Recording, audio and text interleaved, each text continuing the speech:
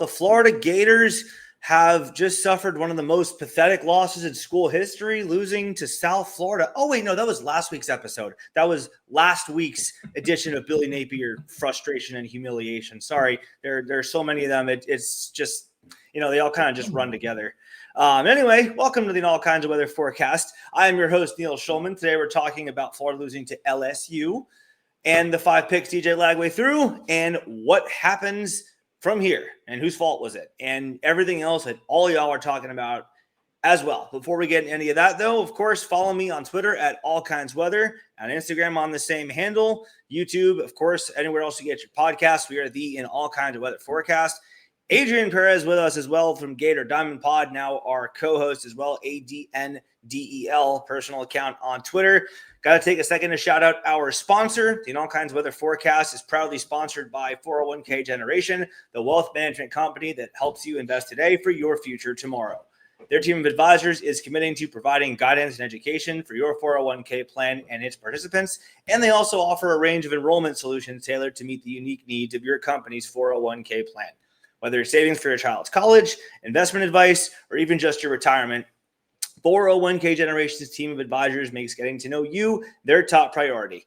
Their advisors will tailor a path to assist you in navigating life's financial milestones and reaching your financial goals. 401k Generation, building stronger futures, one generation at a time. For more information, contact them, 866-998-5879, or visit their website at 401kgeneration.com. All right, Adrian, Florida Gators were defeated by LSU this weekend, despite the fact that LSU's offense only generated 13 points. If you're watching on YouTube or if you're listening on audio and think, wait, that's not the score, you're right, because Florida's offense also handed them 7 more points, thus Florida losing the game 20-10. It was very ugly. It was grotesque. There were a couple of good things we saw here and there. DJ Lagway threw one nice ball to Aiden Mizell in the end zone. The defense, for the most part, not entirely, but overall, did pretty well. There's a lot that came from this game that has Gator fans more throwing their remotes and their hands up in the air in despair because they're just over this team and they're over this entire regime. So I'll let you have the floor now. You get first crack at this. We'll talk about the 5 picks in a minute. But other than that, what in the world did we just watch happen on Saturday night? Well, first of all, I'm not even giving them the 13.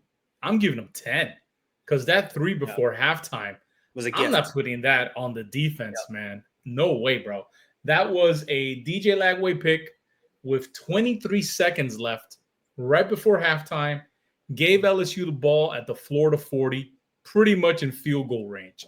So I'm not even putting that on the defense. So basically, your defense gave up 10 points in Death Valley.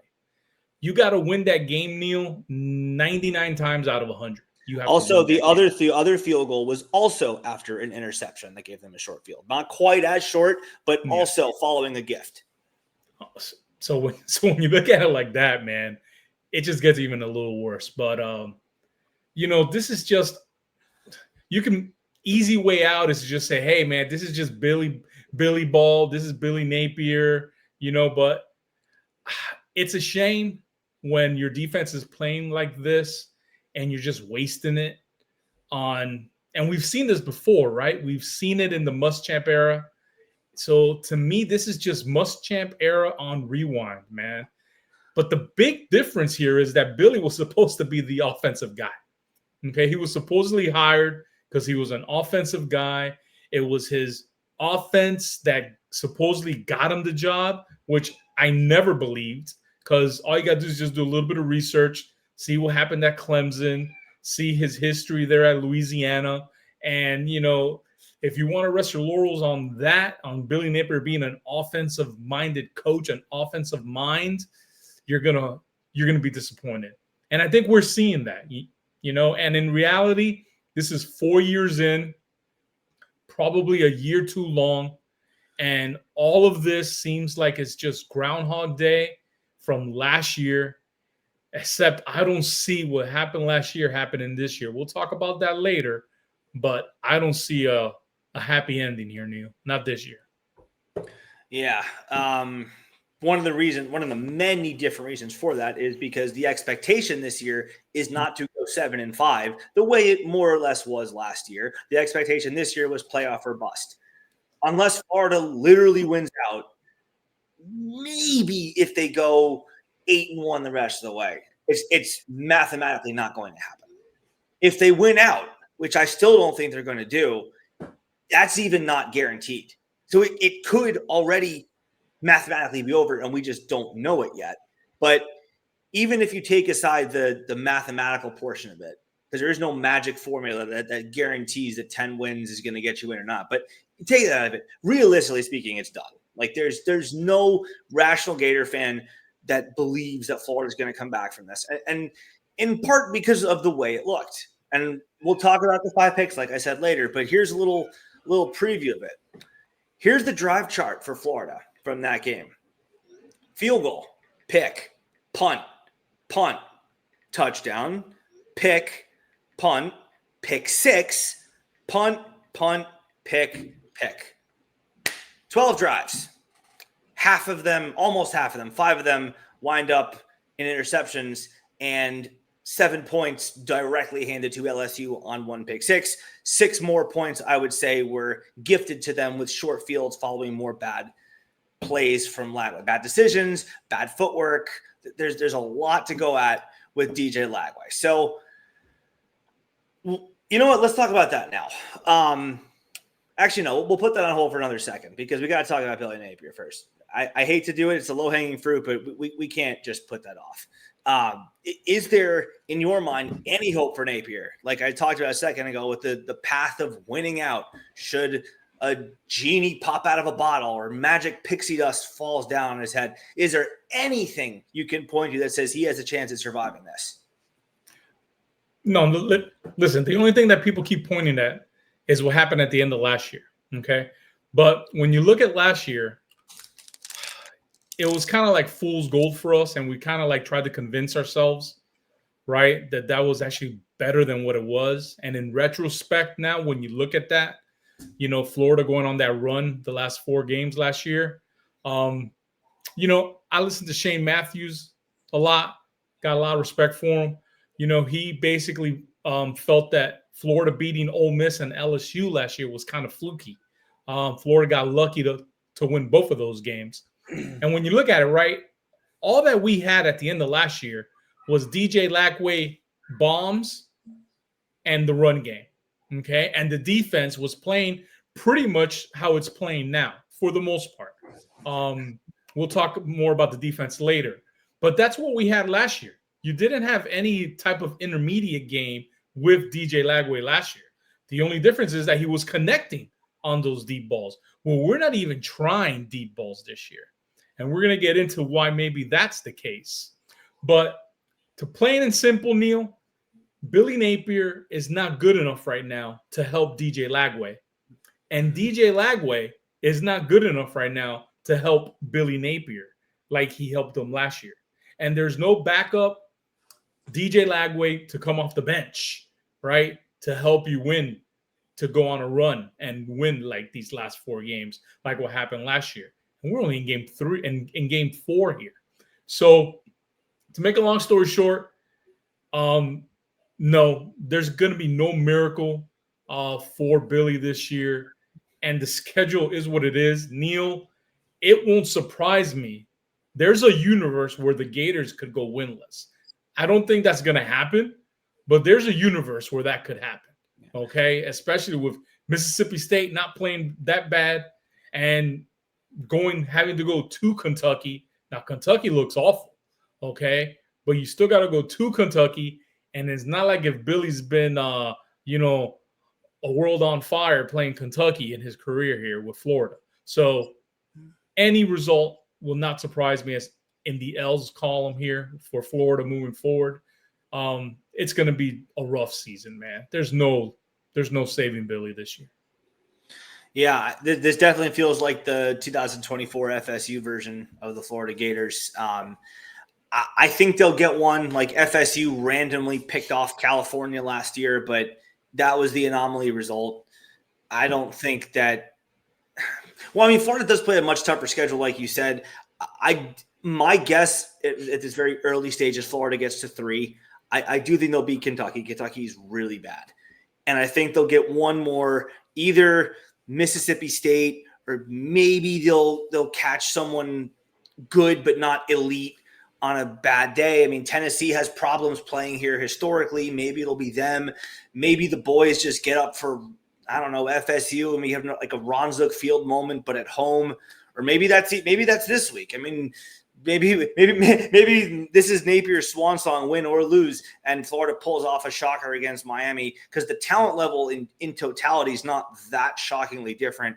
So I think Florida beats Kentucky and one more team, whoever it may be. I don't know. You can throw a dart at the schedule, and I'll probably agree with it. But 3-9, at most 4-8 feels like it's the ceiling. And now I want to address something I talked about on social media, and some people did not like this, but this loss, it's not on DJ Lagway. And there's a lot to talk about with him. He has regressed unquestionably. Keyword, I said regressed. I did not say he's a bust. There's a big difference. Before we praise this Florida defense, I should probably let y'all know that LSU has played 3 games so far this year. And in all 3, LSU failed to reach 370 yards of offense or 24 points. And one of those games was against Louisiana Tech. So we're going to give the defense credit later for not doing worse what it did. But this is not 2019 LSU. It's 2025 LSU. And unfortunately, this is Billy Napier coached Florida, which means what can go wrong will go wrong. And it will go wrong quick, and it will go wrong in an ugly fashion. See, the problem with blaming Lagway at his 5 picks is it was DJ Lagway's fault this time. This one game, the issue is DJ Lagway. It's always something. There is always some excuse for why a particular loss in isolation is not on Billy Napier. If it's not Lagway throwing 5 picks in one game, it's having the worst defense in school history in 2022. Or the defense giving up a school record of 702 yards against LSU, and then a fate-sealing 4th and 17 to Missouri in consecutive weeks in 2023. Or our 2-position coached offensive line unit being woefully unprepared to do battle, not just against Kentucky 2 years ago, but then in a season opener where you have 9 months to get ready, and this is your first showing to show anyone that, hey, this work we did in the strength and conditioning program has actually paid off for us. And that's what you give us. And but the year before that, against Utah in a season opener, didn't even win the line of scrimmage in that game. Didn't even win the line of scrimmage that well against South Florida this year with, again, 2 position coaches, all 4 years Napier's here. Or 2 players wearing the same jersey number and not going on the field for the same play. Or Anthony Richardson just not materializing into what we thought, him being a bust. How did he go number 4 overall? He was terrible at Florida, right? Or our special teams unit just not being able to execute the basics of its job requirement and lining up for a field goal. Not once, but twice. Arkansas 2023 and Tennessee last year. Or a punt returner trying to field a punt in his own end zone and muffing it for a touchdown, like Vanderbilt 2022. Or it's the ref's fault. It's always something. You can point to any one of those as a legitimate excuse for any one of those games being a loss that's not on Billy Napier.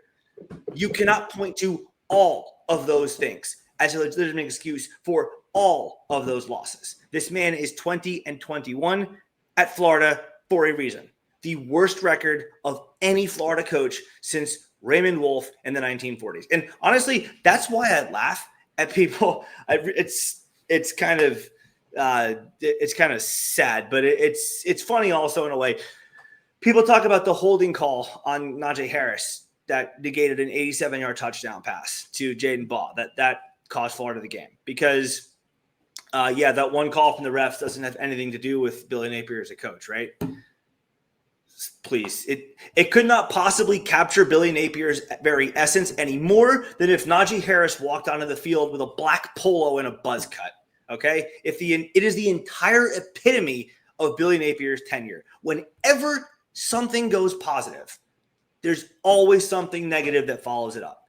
every single time without fail, going all the way back to the very first game he coached against Utah, the very next week laying an egg against Kentucky, and so on and so forth. It has played out on a continuous sine wave loop ever since. So we'll talk about DJ Lagway up next, what he has to do to be salvaged as a quarterback. But please, let's just spare us all the song and dance routine about pushing blame away from Billy Napier for any one loss, because it does not exist in isolation, nor do any of the other 20. All 21 of those losses exist as part of a package. So with that said, yes, Billy Napier is cooked. I think Scott Strickland is a year too late here. I've made that very clear. I don't really like him very much, if y'all haven't been able to tell that. But he will not have a choice anymore. He has absolutely no say in this anymore. The boosters, nothing else, are going to pull that plug for him. Also got the money ready. Again, by the way, for the second year in a row. They had it last year, and were convinced not to do it. But this year, that's not the case. So Billy Napier, we both agree, he's done. He's cooked. He's finished. He's screwed. It's over. What now happens to DJ Lagway moving forward? And I guess the better question to start is, what has happened to him? Why does he look like this? Yeah. Look, DJ, perfect storm. I mean, the absolute perfect storm with DJ Lagway. 5 things. Number 1, DJ Lagway back in high school. Okay. He came from kind of like a spread offense, okay, where you could freelance and stuff like that. That was the offense that he pretty much came from high school. Number 2, Billy Napier's system. Okay. He comes to Florida to play for Billy. Billy doesn't play a spread, type of offense. We know that. It's not a QB friendly offense. Okay. Everybody will tell you, when you watch people breaking down film on Florida, they all tell you it's not QB friendly. You're playing in a phone booth. The other team's reading Florida's mail, and everything's on hard mode. Okay. Everybody who's breaking down film will make all those statements. They'll show you the routes that are being run, a lot of hitches. I saw film on one of DJ's interceptions, the one that he threw it, the deep center post there that he threw the pick in the end zone. That play would have been there if the outside receiver, instead of running a Billy favorite little hook, runs actually something deep to entertain that safety and gave Trey Wilson the middle. But there's a billion examples like that. A billion, right? Then we have the stunted development of DJ Lagway. Okay.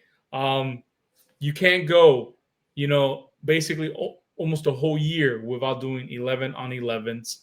They have, they could take all the mental reps that you want, and they bragged about that. Billy's taking mental reps. They showed on ESPN, they have this virtual reality screen where it's in the quarterback room, and you could, see the play from there. It's not the same as actually taking live game reps, and he hadn't done that since Tulane of last year. So his development has been stunted, especially to run Billy's offense. And then lastly, the injuries. And I think the injured right now, okay? So not only did those injuries hamper his development, okay, and prevent him from, going through those 11 on 11s and all that stuff, but I think he's injured right now, man. I think right now you're dealing with a quarterback who has a clipped wing and a flat tire, okay? I think his shoulder has never healed. I think his calf has given him a flat tire. He looks completely different moving around, okay? Some people say he looks a little overweight, like he's added a few pounds. Maybe that too, but he's certainly, he's never been like Lamar Jackson back there, but he was more mobile than what he is now. He looks flat out slow right now. He looks like he's just a pure pocket passer, and when he gets out of the pocket, he better learn to slide, because he's taking some hellacious hits too. But the injuries, man, listen, that shoulder, and we talked about it a little bit last year, his shoulder's not good, Neil. That's just my speculation from, these two eyeballs right here, compared to seeing what he did last year and seeing some high school tape. I think he should have had probably surgery at the end of the Florida State game.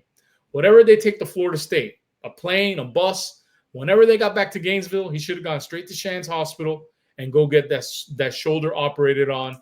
He might have been ready for the start of this year. And guess what? And even if he wasn't, if this was 20 years ago, he takes a red shirt. Okay, he takes a red shirt. He rehabs properly. He comes back as a redshirt sophomore, and he's ready to go. But that's not the era we're in right now, Neil. We're in NIL. And DJ Lagway is a multi-million-dollar quarterback right now.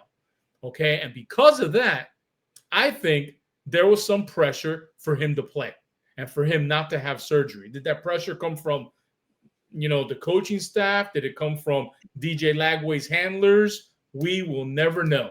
Okay, we will never know, obviously. But there was, in my opinion, there was pressure for him to play this year. There has to be an ROI on all those millions you're making. His face is all over town. Okay, so there has to be an ROI on that, and it ain't gonna be rehabbing from shoulder surgery. It's gonna be on the field. Well, unfortunately, this is the result you're getting from all of those circumstances that I went over. This is now the result that you're getting. And it ain't going to get better, Neil. It's not going to get better. And that's why the record, I think, is going to be what it's going to be. And we talked about that in the post-game show of USF. I had 3-9. I think you had 4-8. And the reason why it's going to be that is because it's not going to get better. I don't see DJ Lagway getting better this season. I really don't. In fact, I think there's a pretty good chance at some time this year it's shut down. It's going to be shut down with DJ Lagway. Okay? That's my prediction. Quick, he has only one more game before he has to, waste a year of eligibility. But there was some rumors out there, probably started by UM fans, but there was some rumors out there that this was going to be DJ Lagway's last game, that he's going to shut it down after UM preserve this season and transfer. Who knows? But would anything surprise you? Nothing will surprise me, man. Is that a possibility? You betcha. But even if it's not, I think at some time this year, DJ Lagway will be shut down. Whether or not he comes back next year, who knows? Billy probably is not coming back. That's for sure. So will DJ come back without Billy? We shall see. But guess what? That should not be a consideration one iota whether or not to keep Billy Napier. I think that is clear. But I think that's the deal with DJ Lagway, man.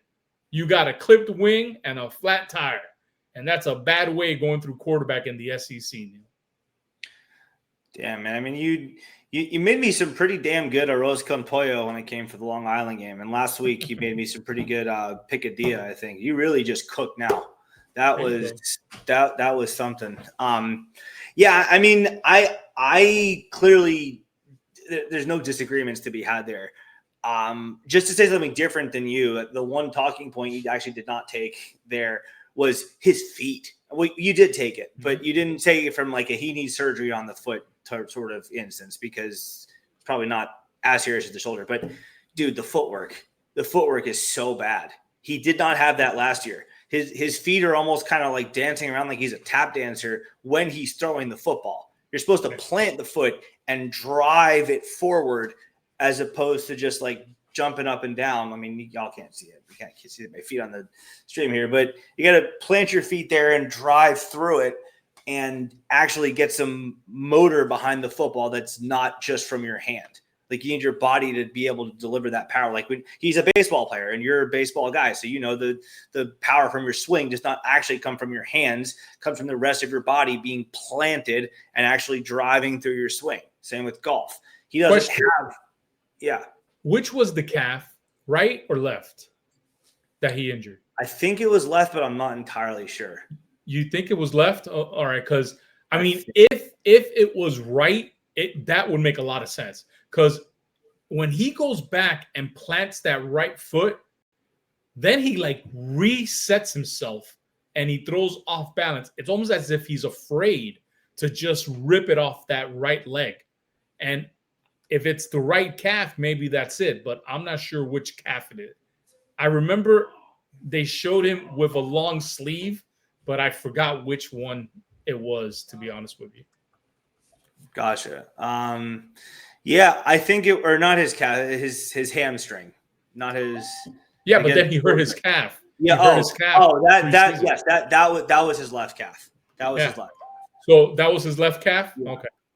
So, and I don't know why he's afraid to rip it off his right leg, then, man, to really push off it. I mean, there's still some footwork that's, I guess, needed. That I mean, I don't know. I'm not a Division I quarterback, but you can say that there's maybe a mental thing there, and now you got three things working against him: the mind, the shoulder, or four really: the mind, the shoulder, the hamstring, and the calf. But it's very clear that the footwork is not there. The shoulder strength certainly does not look to be there. But you notice, I was laughing when he said this. He did throw one deep ball. He said he didn't throw a deep ball. He did. He threw it in the triple coverage. So that's a mind issue. And then you have the feet that are just tapping all around as he tries to deliver some power on a ball. The first pick he throws, he's really just dancing around, does not set his feet at all for that one. And he actually has a receiver on that. He just floats it because, again, there's no power behind it. And then, yeah, I mean, just bad decisions overall.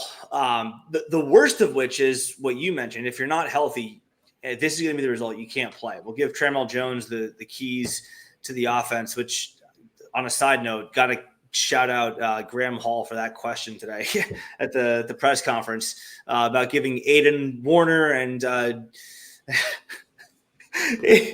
that's one of the funniest things I've heard in a long time. Giving Aiden Warner and Harrison Bailey more reps. Even Billy goes, no. So because QB1 is struggling, we're going to give QB3 and 4 more reps. No, that's not how it works. Yeah, it's like that. What did he say? That's a stupid question. Was that what he said? Or was something like that? I think it's a dumb question, something like that. Yeah. Okay. But that's like fighting words for Billy, at a press conference. Hey, Neil, real quick on those DJ picks, and you touched on it there, right? The crazy thing about like 3 of those picks was just the game circumstances, man. The last 2, the Gators are already in field goal range, okay? So protect the ball, get it to within a 1-score game, and the Gators are in this still, man. Okay, especially with the way that your defense is playing, with how bad LSU's offense looked also, you're probably going to get the ball back with a chance to tie it. Maybe, even decide, heck, maybe Billy learns his lesson from Tennessee and go for 2 and maybe walk out of there with a 21-20 win, right? But instead, you get 2 awful picks for pick 4 and 5 when you were already in field goal range. So that's number 1. The one right before half. Also, you got to know the game circumstance. You got to take care of that ball, the middle 8s, right? And then the pick 6. The pick 6, Neil, that was a 3rd and 18. Okay. He throws a pick 6 on about a 7-8 yard slant. He throws it. He never even looks. Never had no clue that the safety was right there hound dogging him, okay? And he throws it on a 3rd and 18 for a ball that's not going to get you the first down anyways, and it's a pick 6. So it's like the game circumstances kind of also just completely got away from him. You saw it on the sidelines. He looked like a deer in the headlights. He had that look coming back a couple times. It was scary, man. It was scary. But just the circumstances of that. Yeah. Were very disappointing with DJ, and that has nothing to do with physical capability and stuff like that. Okay, a few things. First, number 1, I was laughing when you said maybe Billy learned his lesson against Tennessee. Who are we kidding? He doesn't learn lessons. Number 2, DJ Lagway's girlfriend, Ava Brown, is a pitcher on Florida softball. So thought I'd bring that back into the whole equation of will DJ Lagway transfer after this season, especially if he keeps his season of eligibility this year by only playing 4 games. Just something to keep in mind. He does have a girlfriend who plays Gator softball. So did they not break up? I don't want this to be like TMZ here, but I had heard that. I thought that they had broken up. Huh. I might be wrong. If they did, it was very. If they did, if he did, If he did, then there's really nothing. Then that's not good. Yeah, we're not going to be TMZ, but maybe we tell Ava Brown to go date him again. No, we're not. We're not going to do that. We're not bad people like that. No, but so all right. I guess then that's possible point number 2, and then point number 3. Again, I'm not excusing the way DJ Lagway played. If his leg and his shoulder were not healthy, at the very least, he does have control over what his brain does, and his brain let him down. His brain failed him, frankly. The offense as a whole also failed him. You mentioned that even remembering this play brings up more visceral anger. You mentioned the pick on the triple coverage where he has one receiver running a deep route, Trey Wilson, and he has 2 others who are just crossing each other. Is that supposed to be a mesh concept? I don't think it is because they almost ran into each other. So that's something to consider too. But there's no one else running a route beyond 9 yards. It was 3rd and 8. Yeah. There's one receiver who's even running beyond the sticks out of 5. You have a tight end because Billy doesn't do 5 wide. You have 1 tight end. You have 4 wide receivers. You have 5 eligible pass catchers. You have not one. You have one of those 5 running a route that, if they catch the ball, is guaranteed to get you a first down. Like, that's just bad preparation. That's bad scheme. That's bad design. And it's nothing new. But it is just so enraging to see Billy Napier wasting the talents of DJ Lagway. Again, he might be hurt. Very, very valid explanation for some of the things we saw. There's no freaking way DJ Lagway is naturally that dumb. We saw it last year.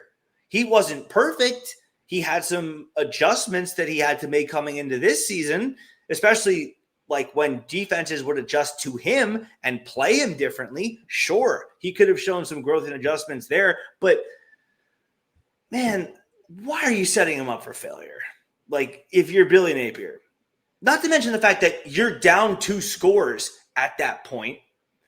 So I don't know, maybe don't bleed the clock down 40 seconds in between plays that gain 6 or 7 yards. But this is the point. It all goes back to Billy. This one game, DJ Lagway threw 5 picks. It's loss number 21 in game number 41 for Billy Napier. So with that said, Dustin, get ready. Our producer, Dustin, working behind the scenes here.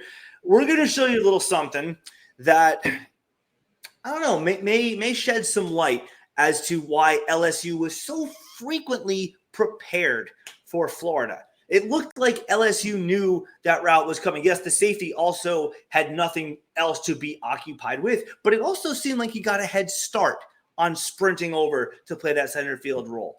I wonder why that might be. Dustin, go ahead, cue it up.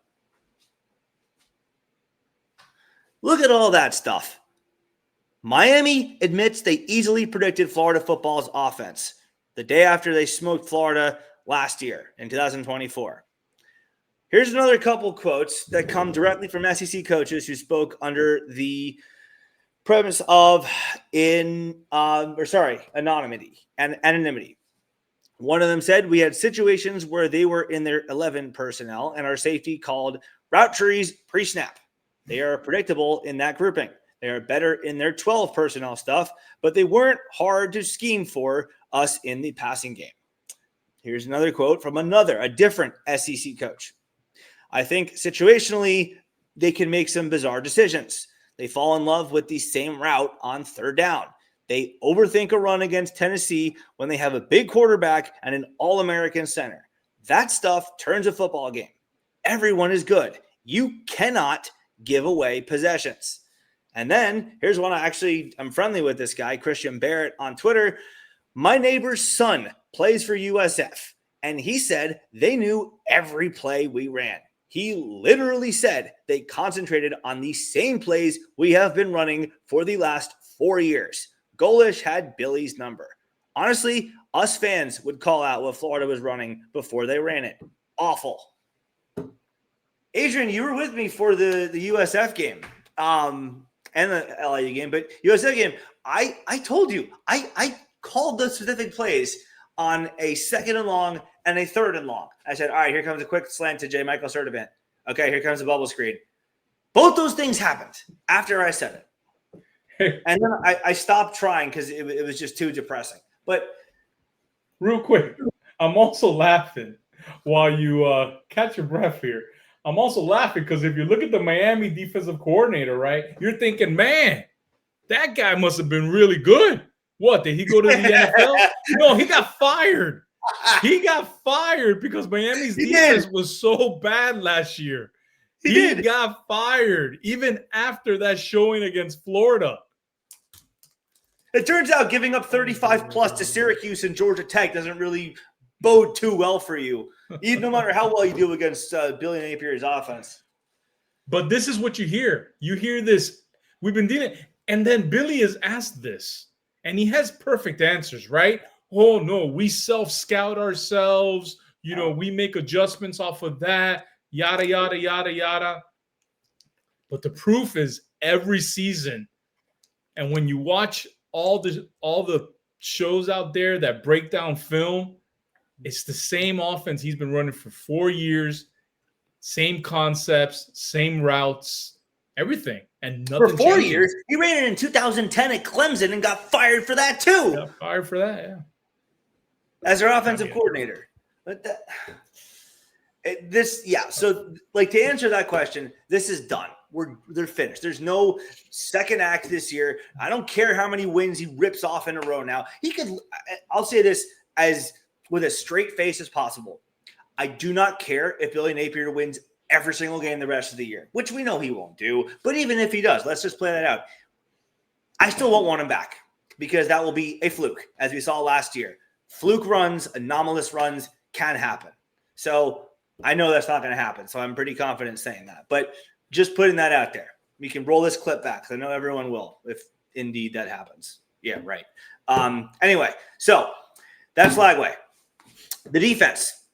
It looked good. It was not perfect, but I think there was a lot more to be happy about there than not happy about. So, I mean, I do want to give one shout out to Cormani McLean for the hustle at the very end there.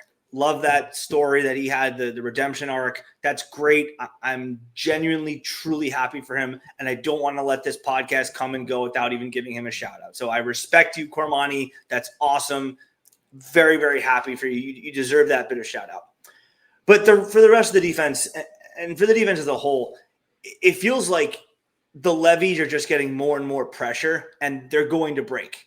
And the floodgates are just going to open up, and it's going to start pouring anytime soon. Because it won't take a whole lot for the defense to realize, screw this.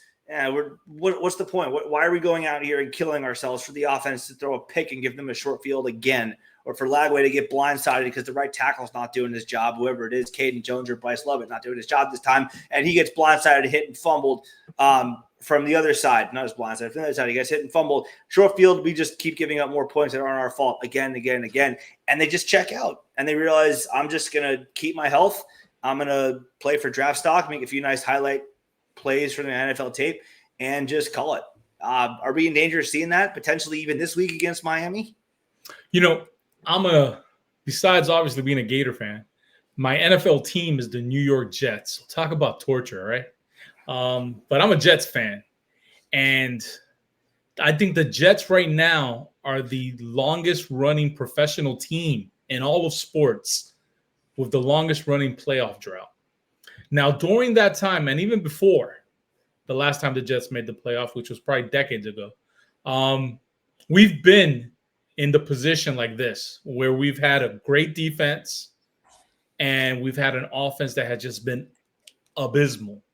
It's almost yearly with the New York Jets. And I'll tell you what happens, Neil. And these are NFL players getting paid a lot of money, considered pros. Usually the dam breaks in the midway mark of the season. NFL, it used to be 16 games. Now it's 17, right? But usually like by around the 8th week, 9th week, the dam breaks. The defense just can't hold no more, right? Not only is it hard to play defense is tough, man. It's tough to play defense, okay? But when you continuously have to go out there and bail your team out of bad situations that your offense has put you in.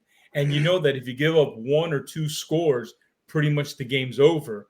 That's a tough way to go, man. Mentally, it's exhausting. Forget about physically. Physically, it's unbearable.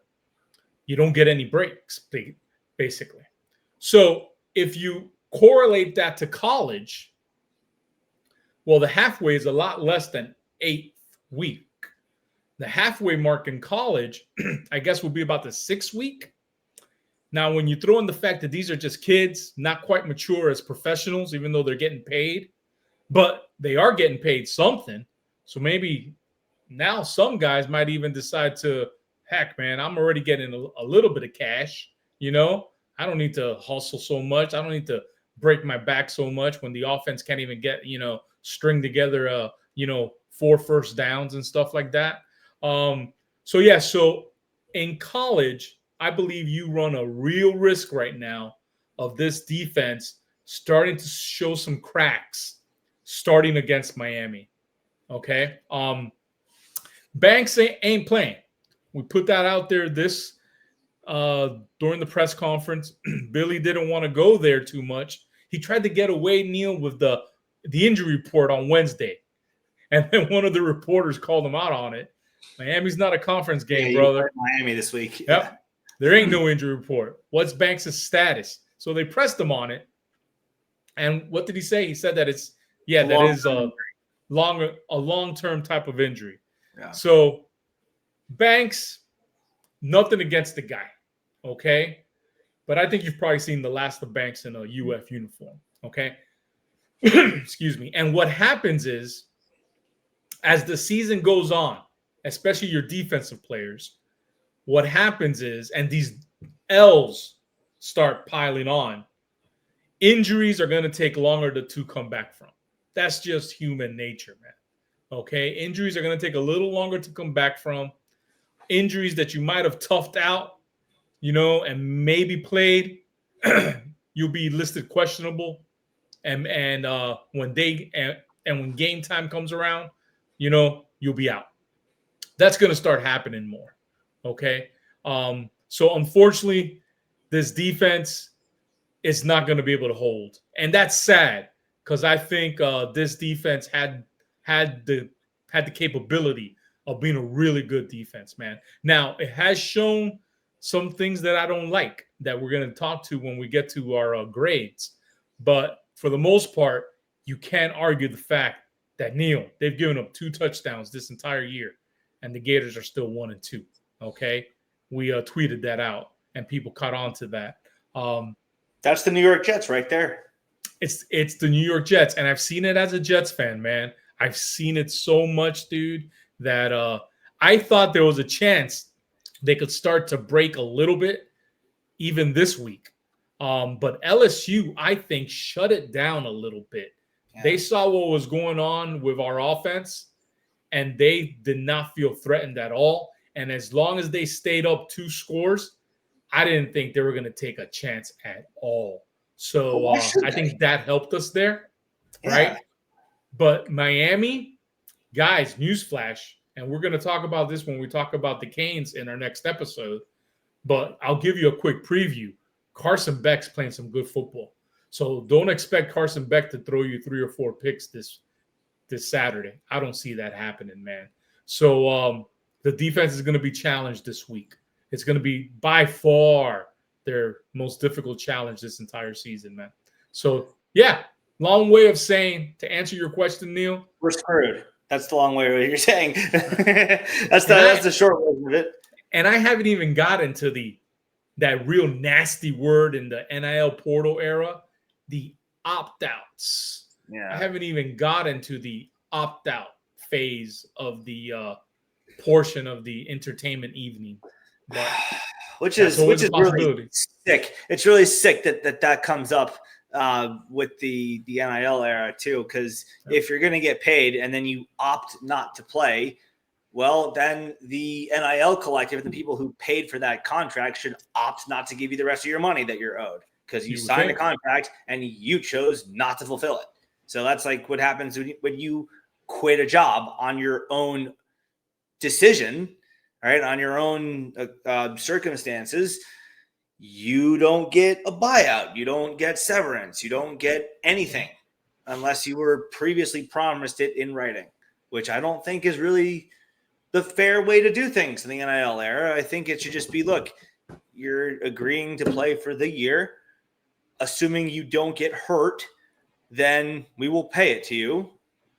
But if you don't play for any other reason, if you don't play for a reason that is your fault, like you choose not to play, or if you get suspended because you did something terrible, then all right, we're not paying you because you didn't fulfill your end of the bargain. So I don't know. It's a different can of worms for a different day, but we might be heading to that point. That's something that I agree with you on. The New York Jets football, it's also Will Muschamp football too. Like that is quintessential Will Muschamp. The only difference is Muschamp actually, for a while at least, seemed like he cared about the university. Don't know that that's really the case with Billy Napier. But all right, so getting close to finally putting this LSU game to bed before the next round of abuse falls down on our heads next weekend in Coral Gables. But who should the interim coach be the rest of the year? Because we both agree Napier is going to get fired. And I think we both agree he's not going to make it through the rest of this season. I think he will be fired very soon, potentially even this Saturday, Scott Strickland's decision or not, which is going to leave an interim coach with 2 weeks to prepare for the next game against Texas. Against Texas then, and then the rest of the season. So someone on staff, who do you want it to be? If Billy gets fired during the season, which I will say the only way I see it happening is at 1-5. I see it maybe at 1-5 after A&M. So maybe he won't even get Mississippi State. If he loses Mississippi State, that's 1-6. Bye week, that has to be 100%, right? So if he wins just one of these games, though, I think he finishes the season. If he wins one of these next games, either Miami, Texas, or Texas A&M, I think he finishes the season. But we'll see. That's my prediction. But if not, my interim coach is Jabbar Jalouk, for the simple fact that the running back room in the entire Billy Napier era at Florida, that's been the most, by far, consistent, most professional, just every type of adjective you could think of, room of this entire team in the entire Billy Napier era, by far, the running back room. He's the coach of the running backs. He's my interim head coach. I have no idea what his offensive philosophy is. I imagine it's probably a little something like Billy, since he's been with Billy since Louisiana, right? So I would imagine that'll be influenced a lot there. But in reality, does it really matter? It's just interim coach, try and keep the team together, try and not prevent a complete, mass exodus. He seems to be like the type of coach that all players respect much more than just his running backs, right? Seems to be a really good guy, nice person. So I think he might have a chance there. Because remember, Neil, if you do get rid of a coach in season, portal window opens for 30 days in season. So you could lose technically, you could lose your whole team and just have open tryouts to try and field the team for next Saturday, right? Technically, there's nothing in the rule books that says that can't happen. That's craziness, but that's what it is. That's the world we're living in. So now anybody who does portal out in that type of scenario is not eligible at their new school. So we can't fire Billy the Sunday after Miami, have someone portal out on Monday, and then they're playing for Alabama on Saturday. No, they have to take the entire year off, but they'll be eligible next year, obviously. But yeah, man, portal window opens if you fire somebody, and you could lose quite a bit of your team. So that's where I think of Jabbar Jalouk, more than anybody, I think that I see on that coaching staff will have a chance, at least maybe, to keep, things somewhat together. I think he demands that type of respect on that team from all the players, not just his running backs. What about you? Yeah, I mean, the other thing to keep in mind too, and I can't believe I'm even talking about this, but yeah, if you portal out after 4 games or more than 4 games, then there's Adrian knows I'm going to say there's another year of eligibility that you don't get if you transfer after 5 games or more. Within the first 4, you can play up to 4 games and not have a calendar year of eligibility against you. So I think that it's moot that we're waiting until after this game, or that no, it should have already happened against LSU because that was 3. And if it doesn't happen after LSU, it should happen after Miami because that's 4. And that still wouldn't hit the threshold of 5, which is where you become ineligible for getting that season back. So and if you wait until after the 5th game, well, then there's not the bye week for the new coach to prepare. So it doesn't matter. Like when you know, and you pull the trigger then, and you just deal with the fallout wherever it falls. But I will say Ron Roberts, if only because he's the one with any head coaching experience. It's not a great resume that he's put together, but I mean, there's not really a pool of super qualified candidates to choose from here. Because again, let's face it, you're choosing an interim coach here, not a full-time head coach. But he was the head coach at Delta State for 4 or 5 years. He was also the coach at Southeastern Louisiana for 5 years, which that's FCS, but that is at least a Division I program. So he does have that in his background, with the caveat that he lets Russ Callaway just do whatever he wants with the offense. Screw it. Give him a trial run. Maybe he'll be the offensive coordinator next year. I don't know. I don't think that's going to happen, but at least you give him enough of a sample size to show it. So that would be the way I would go if I were the boosters or the AD. I would say, hey, you're the interim head coach. You give the keys to the offense to Russ Callaway. You're basically co-head coaches, but any administrative decisions that has to have a singular decision made, you could be the one to make that. So that's what I would do. But again, I mean, Billy Napier's like a cat, man. Like he has this infinite chest of lives that never seems to run out. Every time we think he's done for, it just doesn't happen. So I think, logically speaking, the time to do it would be after Miami. I have heard that, but I also heard that after Texas A&M last year too, and that didn't happen. So we'll see. But that is what I want, as what Adrian wants. And what I also really want is to put this game to bed, because this was particularly ugly, even though we talked big picture more than even this game. Even just having that pretty graphic Dustin made with the final score there is disgusting. So we'll call this a show. With our final word, play of the game for you, Adrian, was what? Okay, play of the game. My honorable mention is the Cormani McClain play that you already talked about. Hats off to him also from me for what it's worth, but good for that kid.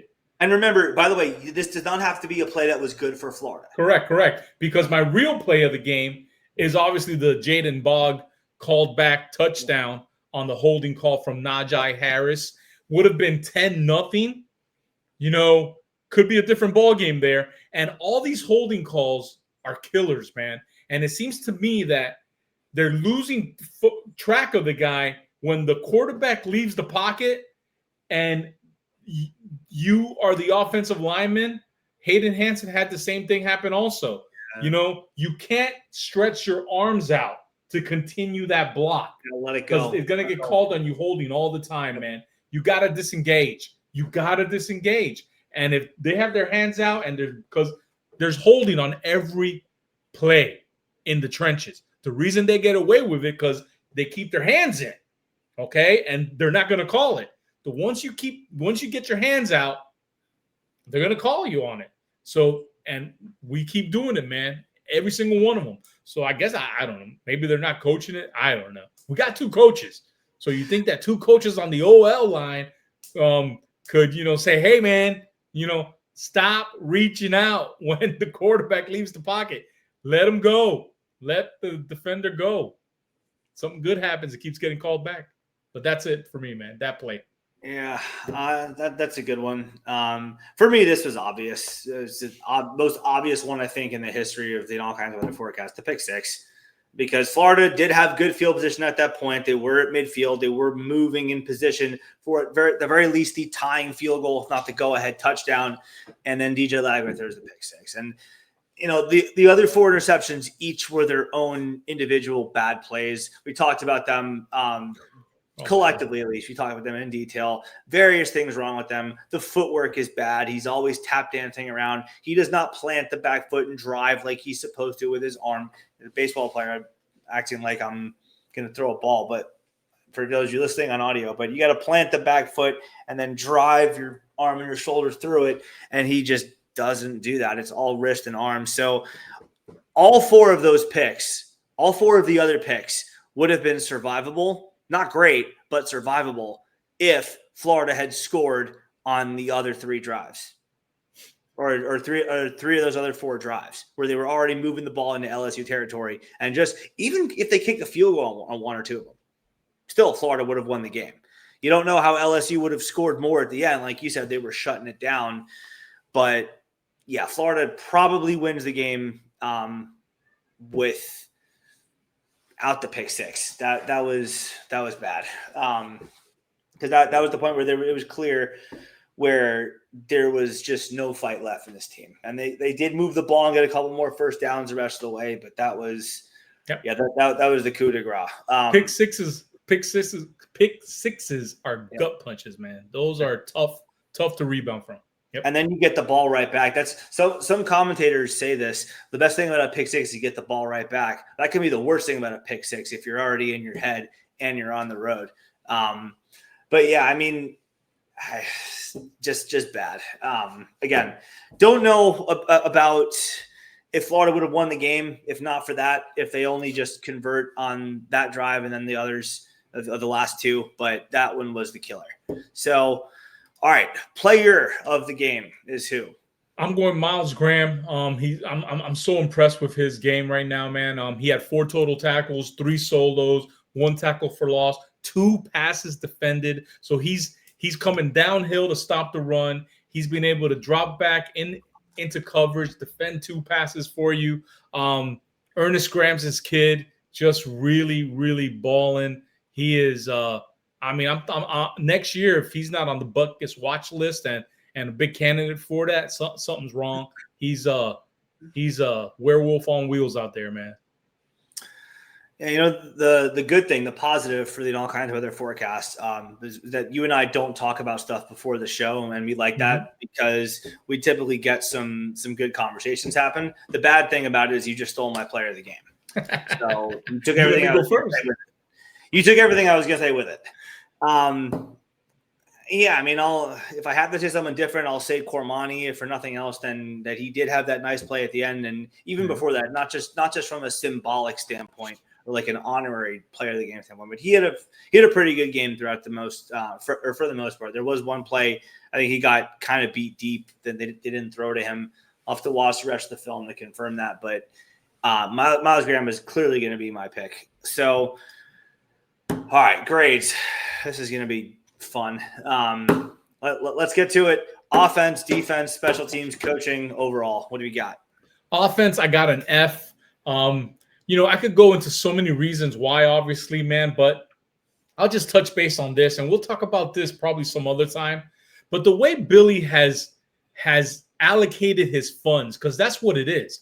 The way he's allocated his funds on his offensive side of the ball is just mind-boggling. He has all this speed at wide receiver to run a 12 personnel where, hey, nothing against these guys, but Hayden Hansen and Tony Livingston. Hansen was a low 3-star. He brought over from the recruiting class of Louisiana. Tony Livingston was an undersized offensive tackle who wanted to play tight end. These are your 1 and 2 tight ends on the 12 personnel.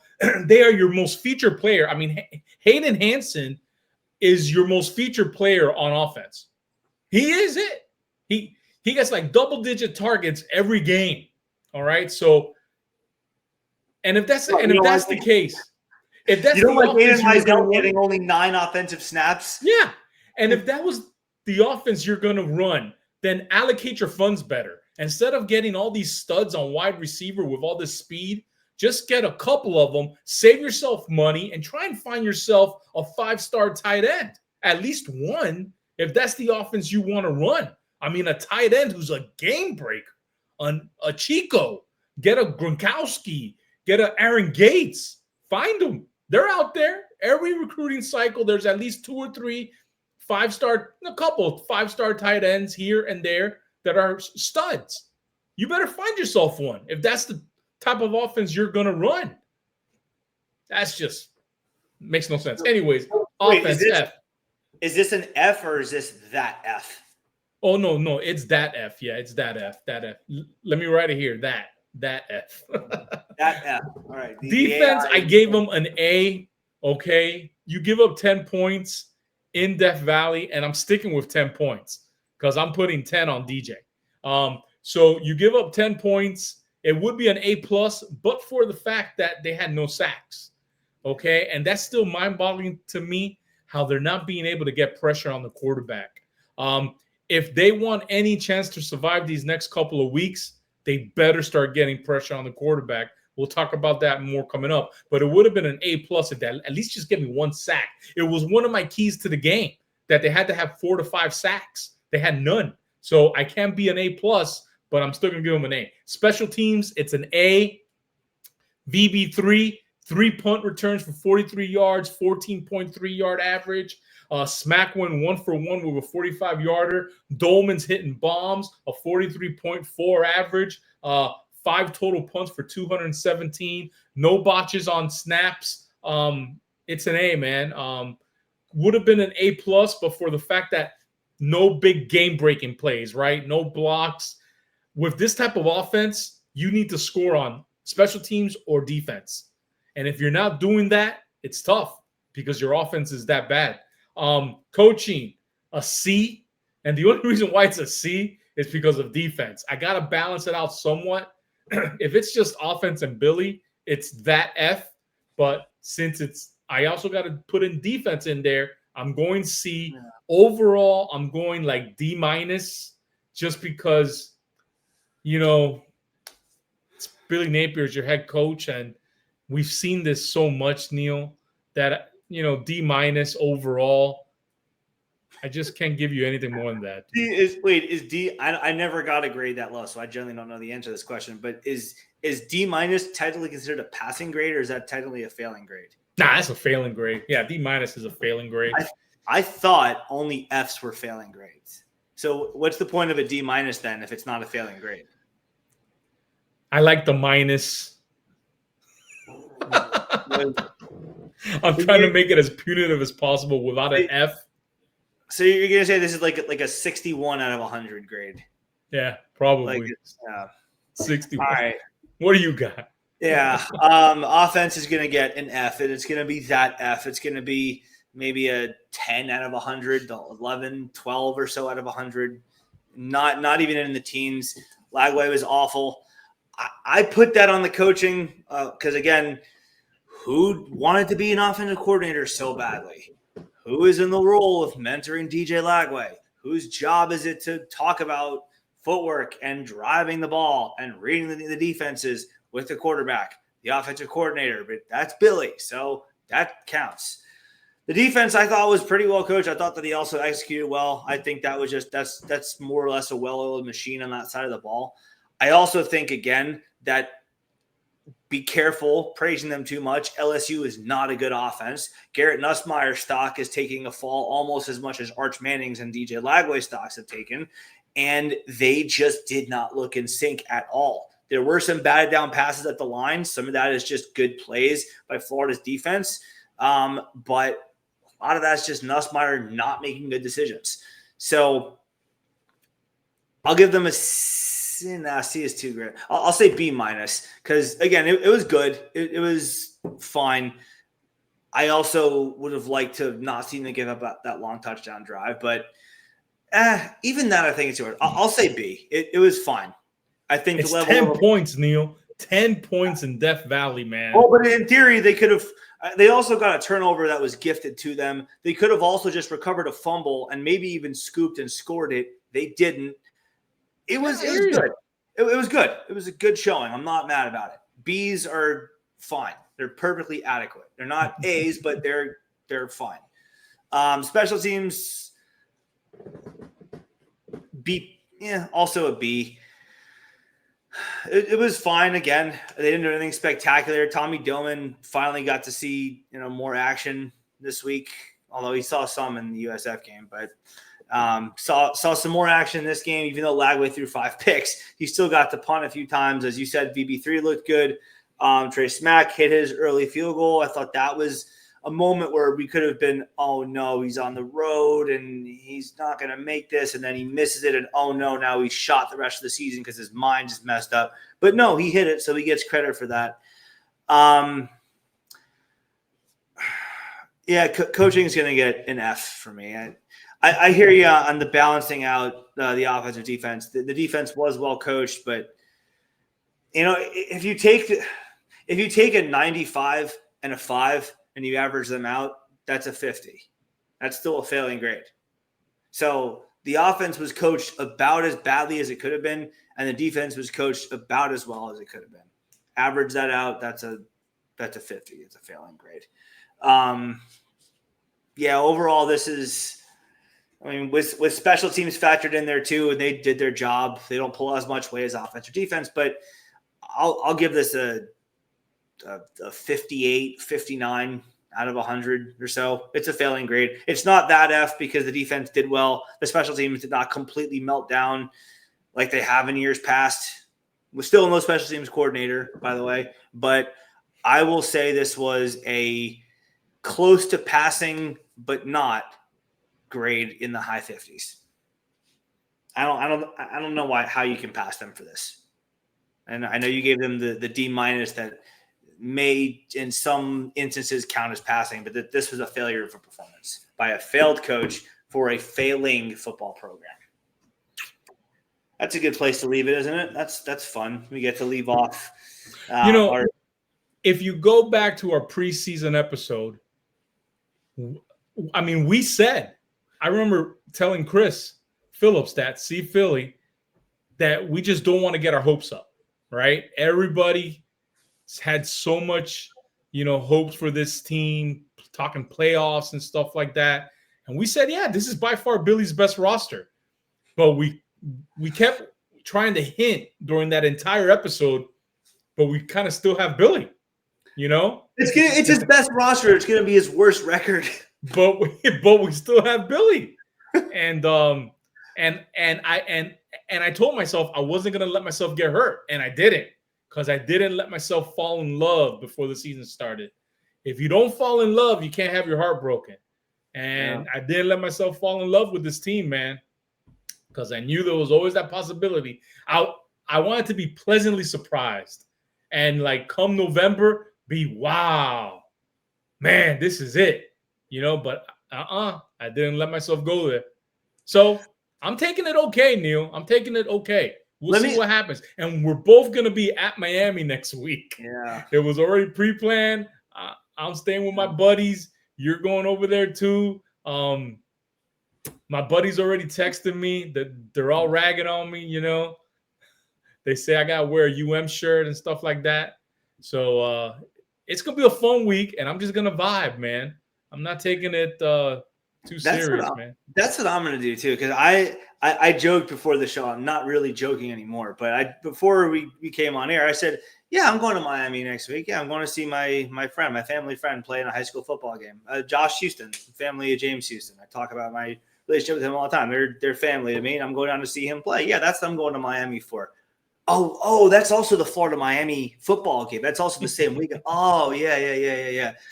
I joke about that because that's the only those little snickers that I got from you and Dustin at that moment, and that's the only place I get enjoyment from this Gator football team. Now I still do enjoy other parts of my life. I think I have a good life right now. I'm pretty happy with my job. I live in a pretty nice place in Charleston, South Carolina. I live 30 minutes from the ocean. I love the water. I like my life. I don't like this football team.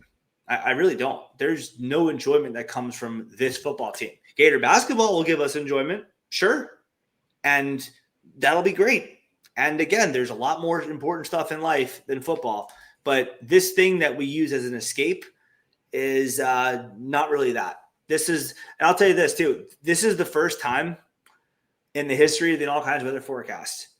And we started in COVID, or actually before that, we started the first year Dan Mullen was here, 2018. This is the first time I have ever thought, I have to do a show tonight, as opposed to I get to do a show tonight. Like, I'm excited to get on this platform that I've built for 12 years and talk about what I love to talk about. It's fun. I enjoy this. And yeah, make a little bit of money along the way. But also, I like this time I'm spending. I enjoy this hour plus that I'm spending talking about this.